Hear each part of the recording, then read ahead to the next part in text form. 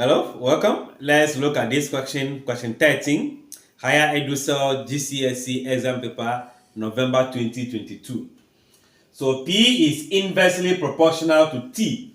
We have to complete the table using the values we are seeing.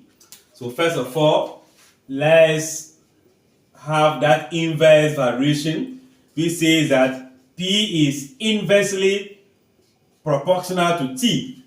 So P is inversely proportional to T. This is the relation. The equation will now become P equals to K divided by T, where in this case the constant of proportionality can be found by cross multiplying. That means K will be equals to PT. So for me to know the K,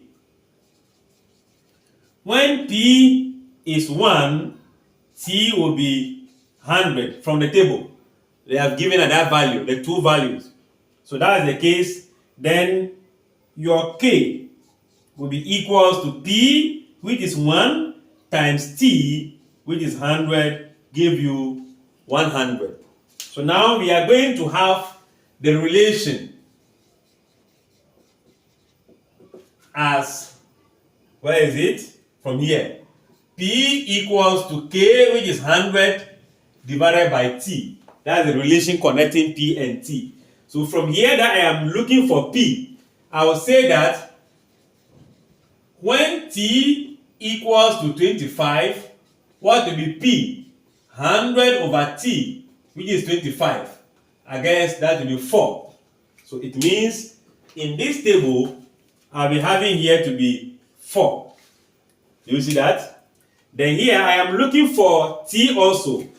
So I'll say that when P equals to 5, then P being 5 here, 100 divided by T. You know, we can change their position, right? 100 times the 1, which is dividing here, 5 times T, divided by 5. So T will be giving you 100 divided by 5, that will be 20. So this place will be giving you 20.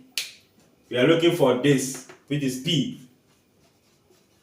So when T is now 2, P becomes 100 divided by 2. And that means P is what? 50. Right? 5. So 5 zeros. We have here 5 zeros.